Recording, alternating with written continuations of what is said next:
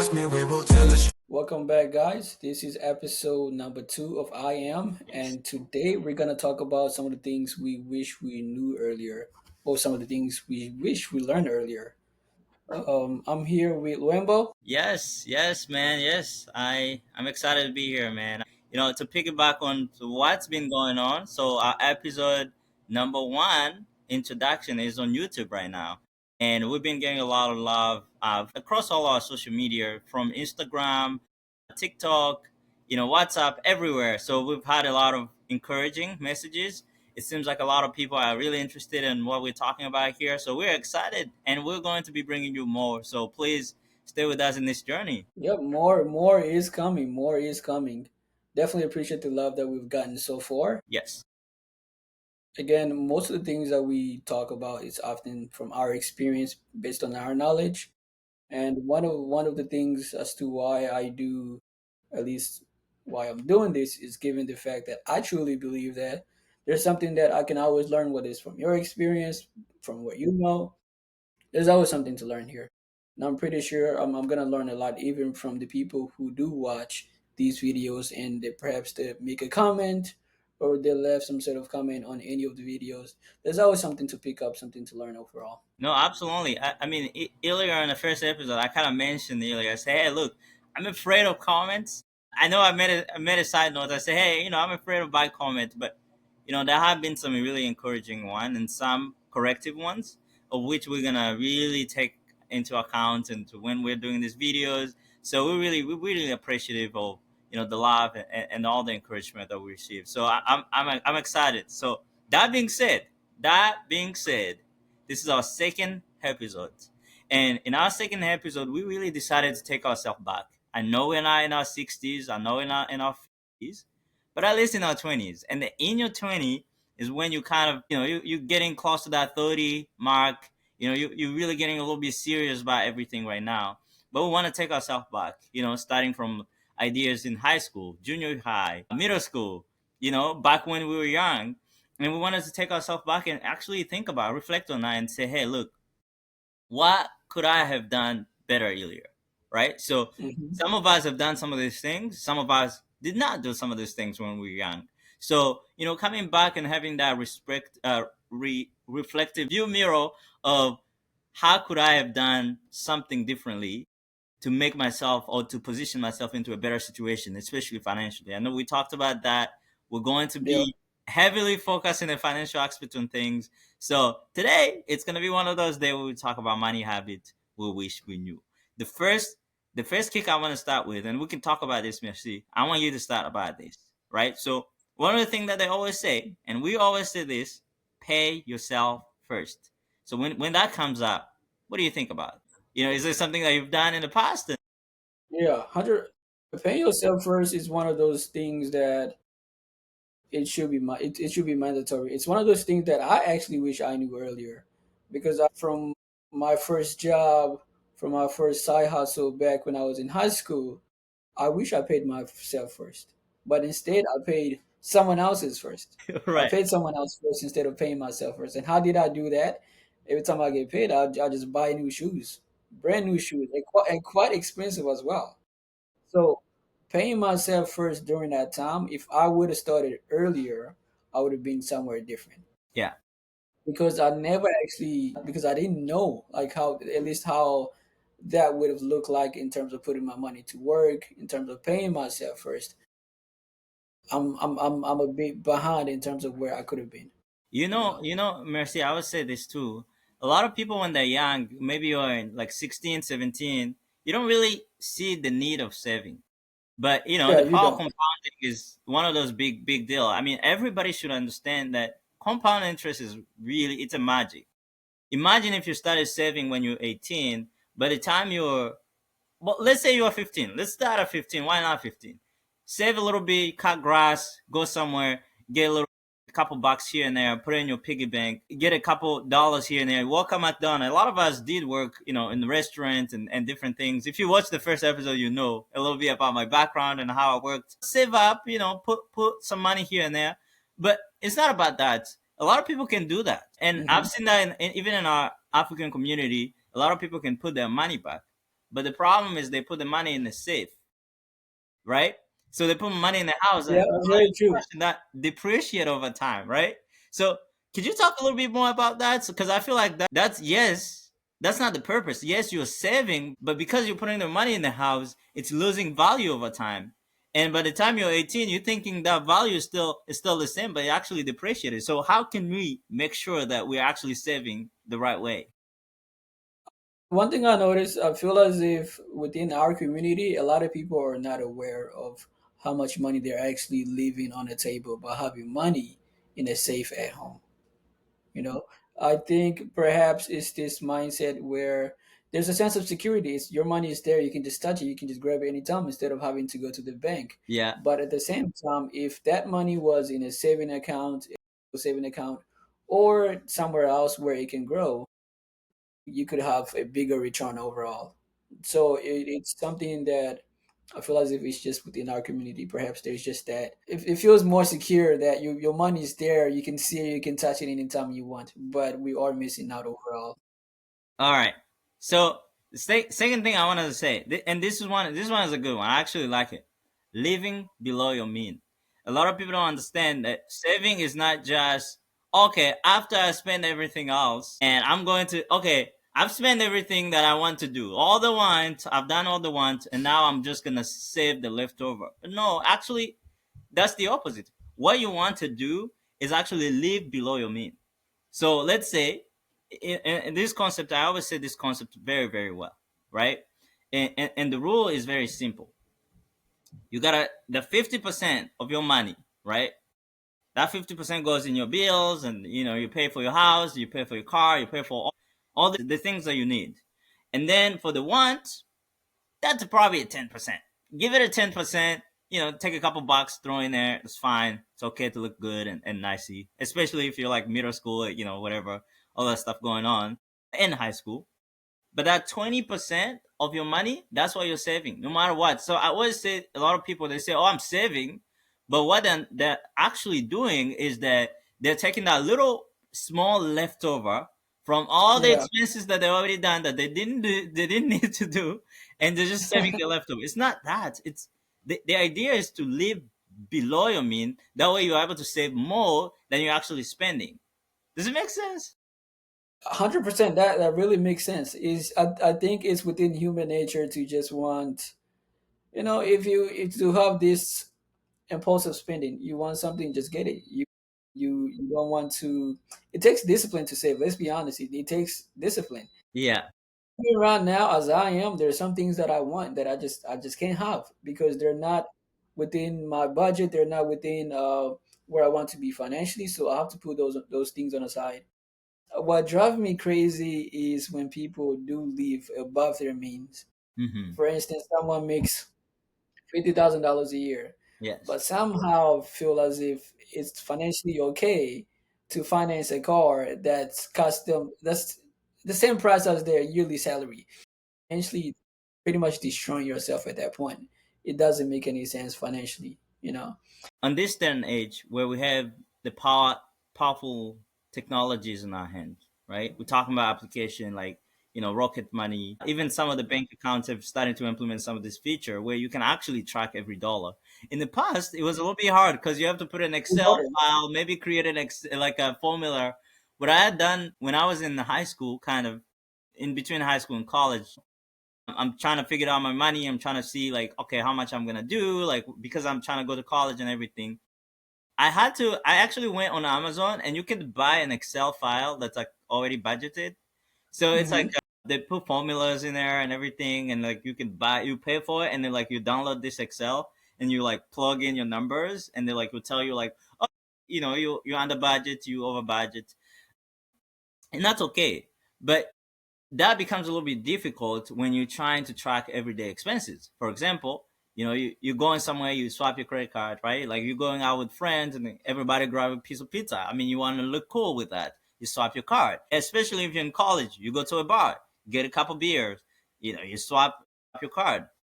And like on the side notes on that, don't ever go and open your tap when you're in college. Don't open your tap and put your card there, and then oh, we'll pay you back. Never do that because they don't pay you back. Your brothers don't pay you back, so don't do that. By the way, so what I'm trying to say is that there's a lot of apps that make that easier for us. I actually know a couple apps that you can actually connect your card to it, and it tracks your expense as you're using your card. That's so Hmm. much easier to actually track your everyday expense, but because by the time you finish swiping, it just tell you, hey, this is what you spent, this is your income, this is what's coming up, and hey, you are under or over budget. Like it's so much easier now, and I think a lot of people need to understand and actually take these tools into consideration, start using it, in their everyday life. Yeah, the app that I use for me and my family is called Albert. That's the Okay, one that I use. There's different ones, Rocket Money and many Rocket. other I ones, use Rocket Money. Yeah. but I've used Rocket Money in the past as well. Albert is the one that I'm currently using right now. So there's different apps that you can utilize to make your life easier financially in terms of being able to track your expenses, being able to see where your money is going, and you can have different categories that will allow you to track it easily. The reason why it's so important because you have to understand a lot of people they get these credit cards, they have all a bunch of credit card, and they tend to forget that credit does not equal cash. So if you overspend and you're not tracking everything on this side, you're gonna realize that you have more credit than you have the cash. Remember, this is a balance sheet in accounting. It's a very simple Yeah, concept. You got the debits on this side, you got the credit on this side. You got to make sure this stuff match.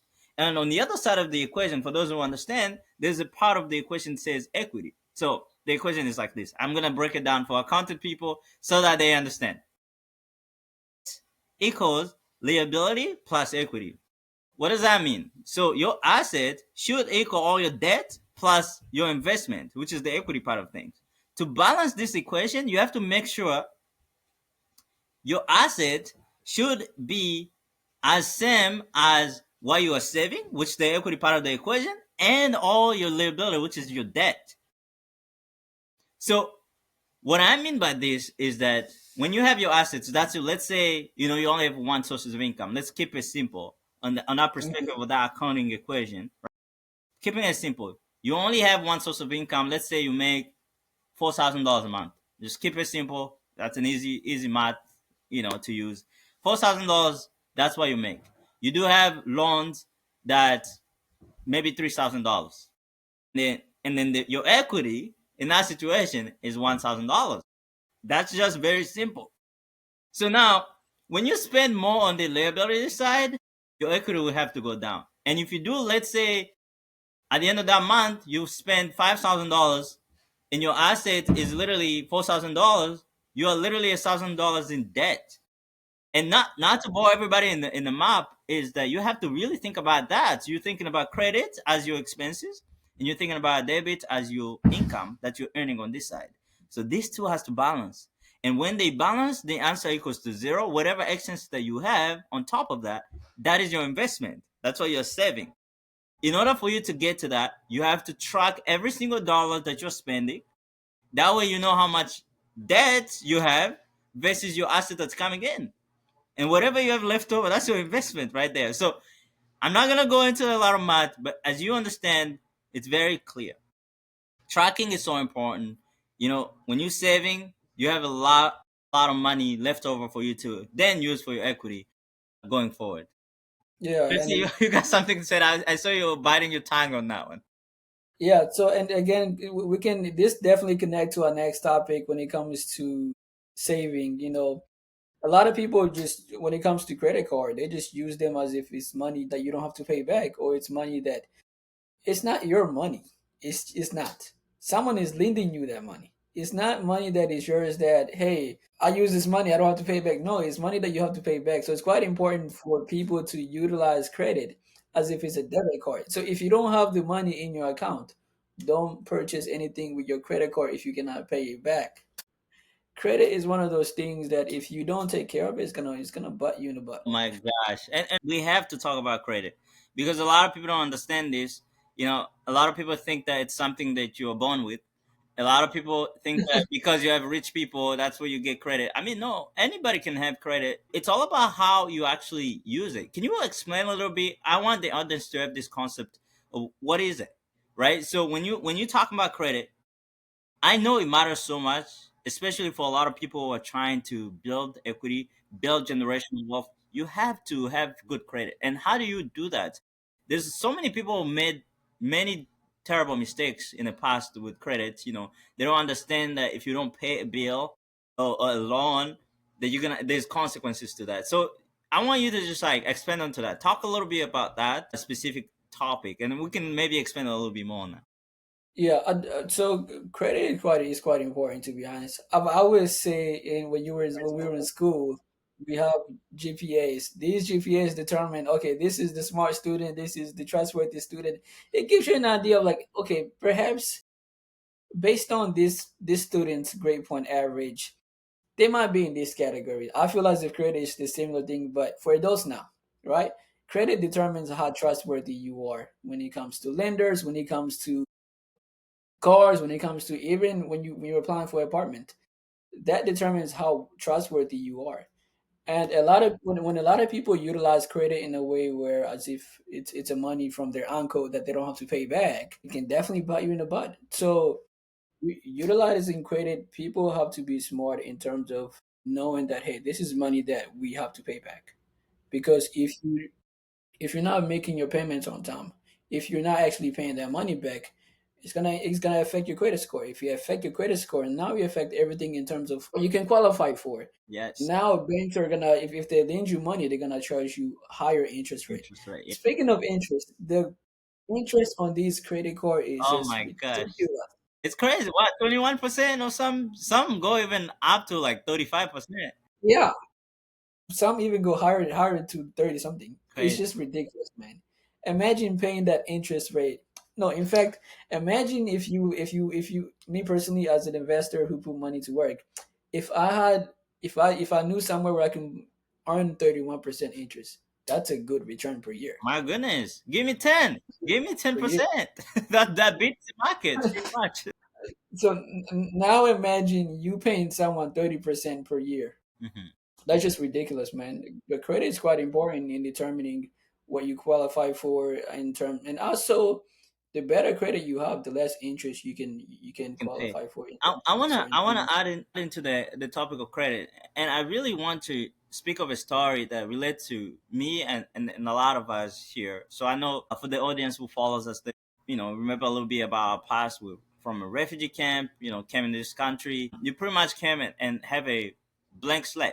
So you have zero Mhm. money, zero equity, zero finance, zero job, zero English, zero everything. You have nothing to start in this country.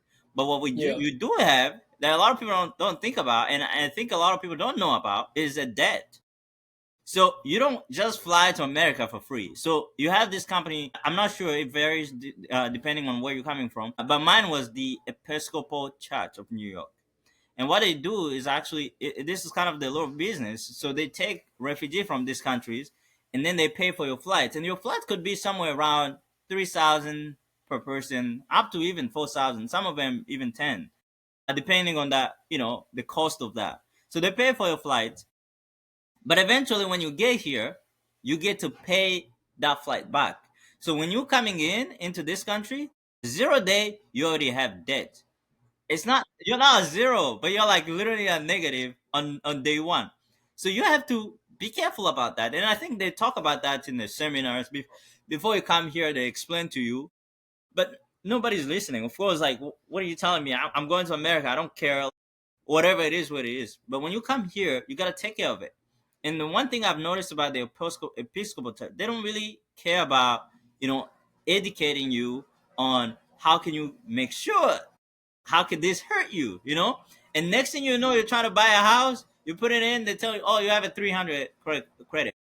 You ask them why, and they say, well, you have these IOM loans that you didn't pay 5 years ago. You missed a couple payments 6 years ago. And mind you, this is the people who don't even speak English. Part of me, I really feel bad. I feel like that's literally the system kind of screwing you over on day one. And we have yeah, to talk about this because when you're coming in, you have to understand you have a responsibility to do. Because a lot of these people now, what happened is even if you try to fix having a good credit to begin with, it's better than fixing a bad credit. It's just that simple. Not having bad debt, not making wrong mistake at the beginning is so much better than if you have a bad credit trying to fix that over time. Yes, you can try to fix that over time, but by the time you're old enough and trying to get a house and everything, and you're trying to juggle school, you're not gonna care about that. You have student loan on top of this. You have, all kinds of different things on top of it. So I guess what I'm trying to give, I want to pause here and look at the camera and tell people in our community, especially the one coming from Africa and coming from refugee camp, not just Africa, but everywhere around the world. When you do come to this country as a refugee and you did receive a loan, like an OEM loan, a travel loan, that's what they call it, refugee travel loan, please do pay that. Put in $2, $20, whatever you have to do. Make sure you have a consistent track, because that could hurt you long term when you're trying to buy a house, trying to purchase a car, trying to do anything at all. If you ever to try to do something in this country, so I want to just say that there so that people can have a grip on that. And also, remember, when you graduate in college, right? So a lot of people are like, oh, what am I gonna do? I don't know what to do right now. You have to Hmm. remember, you're an adult now. So this is the time to actually take a responsibility. I mean, yes, you have a backup plan to go and crash in your mom's basement, but eventually that credit is going to track you.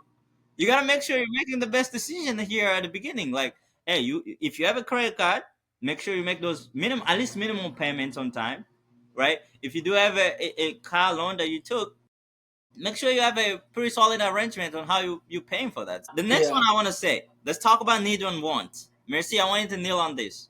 Need and want. In economics, that's a very important thing because a lot of people don't understand the difference between these two concepts. And just take yourself backward. As a kid, 16 years old, how do you, I know you probably see it right now differently, but how do you yeah, very reconcile with different. that when you were like 16? Man, going back uh, to when I was 16, 17. By the way, I got my first credit card when I was 17. So I'm proud of myself for that. That's good. But that's one positive decision that I made. But looking back on my needs and wants back then, it's one of those things that I wish I had control over because I feel as if it comes back to discipline. There's always going to be something that you want, but is it really what you need?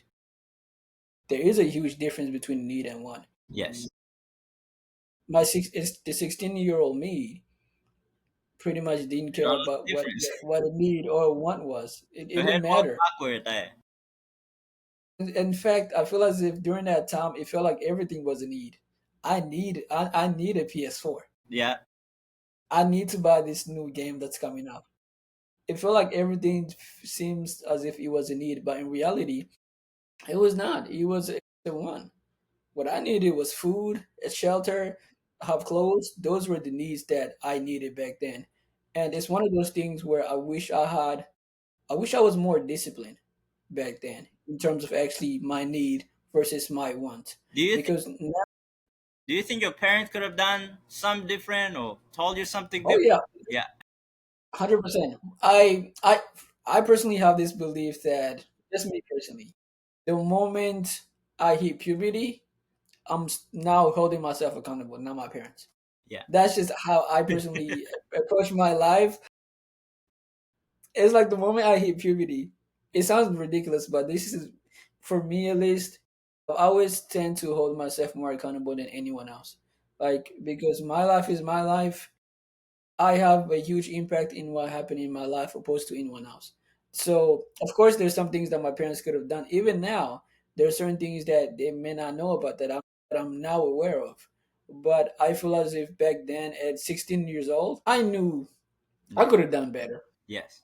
Anybody. I Could mean, have done. it's the same thing. Again, we might have had a slightly different path, right? Like at 16, I was just trying to figure out what the hell is America. That's me. Yeah. I just got here, guys. Leave me alone, right? But there was a couple things that I could have done better. There's a few things that I'm proud of that I did, right? Especially sticking to education and try to do to better myself as a person. Not making reckless mistake, not out here drinking and driving. I mean, a lot of people Yeah. don't understand these things, but these things actually fall. It follows you until the grave. Honestly, in this country, everything is digitized. Everything is a computer in there. But as far as financial, really, I don't blame my family or my mom to what she could have told me, because at that situation she didn't even know English. Yeah, She's exactly. barely right trying to learn the English right now. So what could she possibly have told me? And I think that's my point, because you have when you lived here for your whole life. For example, for you, your kid can say, "Hey, dude, you know all of this stuff I see on YouTube. What can you tell me about money?" That's something that the kid should be able to blame you. But when you're coming Yeah, as a first generation person, there really isn't anything you can tell your parents, because literally most of the time you're the one pretty much leading them at that time. So you have to exactly. mature. Once you have puberty, you had 12 or 13, you have to be quick enough to understand that, look, these parents, yes, they may help you out by breaking their backs in companies and working, 12 hours a day, but there are other things you need to take responsibility of. I'll give you an example. I work for a student center, and my job was to help orient high school students. I did that as a kind of a part-time volunteering thing. And I see all these kids, we're bringing them there so they can have better education. Their parents are Hmm. out here working 12-hour shift. They don't have anything to get them there. We there. We're trying to mentor them to have a better education. We're trying to mentor them to lead them to the right path to get into financial success. But these kids are like, yeah, it is what it is. I like soccer. I like whatever. Yes, you can do soccer, but look, this person is actually looking forward to you because they're looking at themselves backward. And a lot of one of the kids, he was like, why do you care, Loembo? Like I'm trying to give him advice about, hey, you should go to this college, visit. You should do this. You should do this to make your life better. He said, why do you care? And I looked him in the eyes and I said, look, I look at myself into your eyes, and I know you don't have any support. Your parents don't look at you that way. Your parents may not know what's going on in this country, but I do. And when I put myself in your shoes, I can see my younger self struggling too. I can see my younger self not having guidance. So here I am. I'm trying to help you out, do better decision so you can progress. So here's what I make that call, right? So in our community, in a lot of community, even the people who are trying to help out, I know we talk a lot about, refugee, we talk about college, we talk about all kind of experience. If you're here and maybe you don't know how to help, right? And maybe you don't know how to contribute, I would make a call out there, maybe teach somebody, right? Like mentor a kid from wherever, because you may be thinking that some of these kids are making this bad decision, but maybe they just don't know. Maybe they have no idea what to do. They don't know what credit card is. They don't know what a bank is. At that time, like they're at the beginning, they have no idea. They're focusing on the bullies that's going on in school because, of course, as you talked about your experience in the first episode, a lot of people probably know. They're talking about they're worried about all of that stuff. So it's a good time to just realize that maybe this is the place where you can kind of contribute. The last thing I want to talk, we could talk about this is two things. I want to say that money equals freedom and not just stuff. Not 100%. getting money so you can be free, not just buy stuff. But one thing I wanted you to talk about to kneel down as our last topic, talk about multiple income stream, because a lot of people don't understand how important this is. They think just a 9 to 5 and that's it. That's enough for you to like do everything. Could you talk about multiple income stream and how that this is important to elevating a young man or a young woman who is trying to do better in their lives? So I honestly, for the past few years, I've had a different view on this, to be honest. I think a lot of people, multiple streams of income is good to have, right? It's good to have. But a lot of people oftentimes try to juggle multiple things at once and they become unsuccessful at all of them, right? So for like I personally feel as if for the average person, it's important. Yes, it's important for you to have multiple streams of income, but how do you build that? How do you get to that point?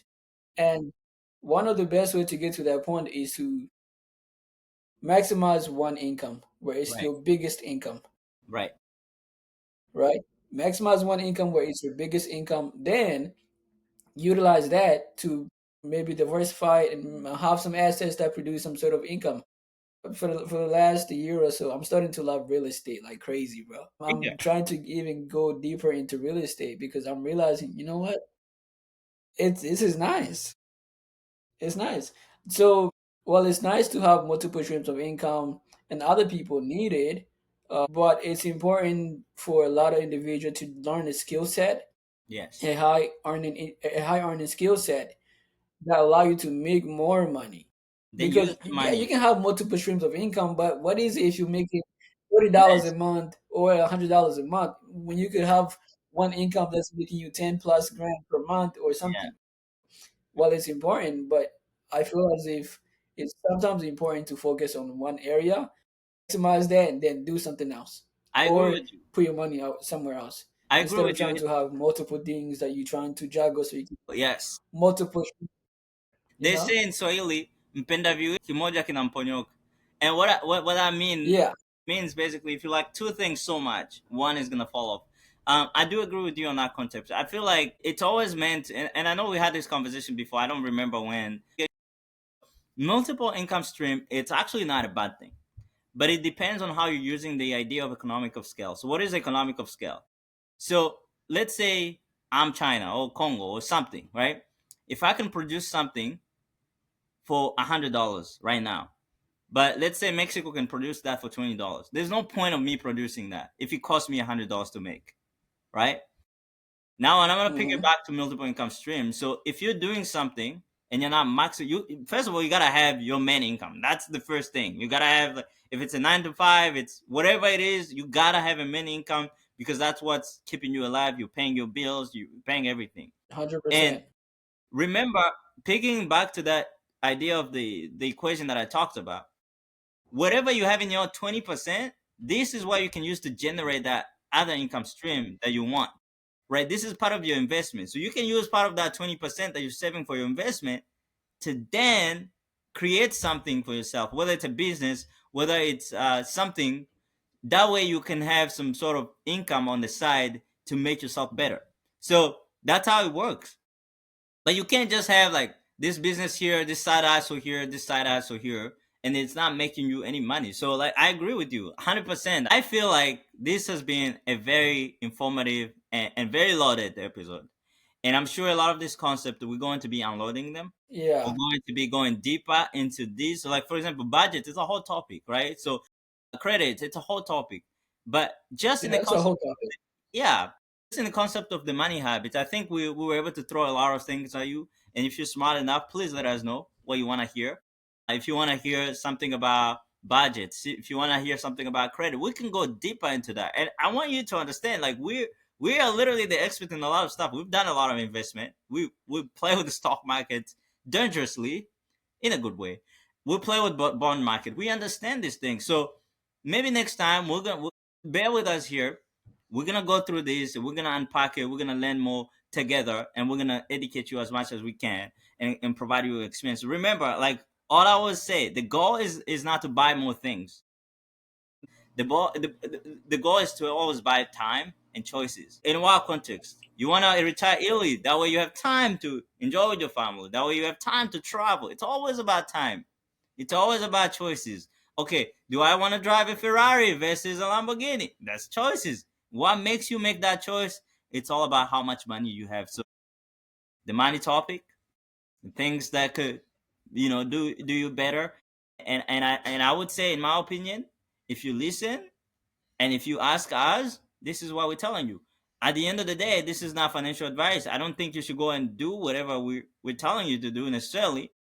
But if you listen, or if somebody was to tell me this, I'll probably do it. So that's what I always say. If you ask me, I'll tell you what it is. That's a pretty good conversation. I think there's so many things that we discussed that is like we can go much deeper in details on like credit alone. We can have an A one whole hour conversation on yeah, credit alone. yes, And I think credit is quite important, and I feel as if we should actually do something, perhaps an episode on credit, because going back on what you mentioned earlier, people get come to America and they're already in debt, yeah. and they're not even aware of it. They don't even know. So I feel as if it's up to us to kind of spread the awareness and how and help others understand how credit work, what makes up credit, what are all those different sections, and how to improve their credit, so on and so forth. I think this is something that we should have much deeper conversation in the future and help as many people that we can. in terms of understanding the impact of it as well. But overall, great episode. Great. We talked about so many different things that if anyone was to watch this, they'll definitely take something away from it. Absolutely. That's always the point. Again, if you ask me, and we're bringing this real to you, and we made it very clear. This is gonna be uncut experience, cut raw truth. That I hope you got something out of it. So this has been the second episode of I Am, and join us the next time. We are excited to continue to get these comments. We're excited to continue to subscribe because we're going to be here for a while. And I think as you continue to go with us, we're gonna start ourselves for a couple episodes, maybe not, and we're gonna start bringing people in. I want you to experience that with us. So we're excited and we're happy that you're here. So ciao, see you, See you next time. see you next time. Peace.